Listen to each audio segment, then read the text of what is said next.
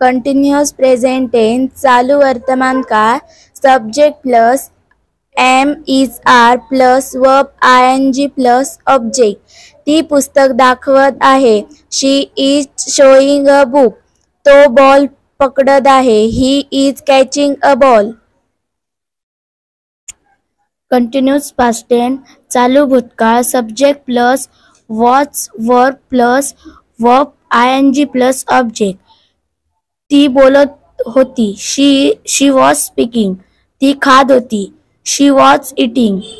Perfect present tense पूर्ण वर्तमान काळ फॉर्म्युला सब्जेक्ट प्लस हॅव किंवा has plus verb third plus object.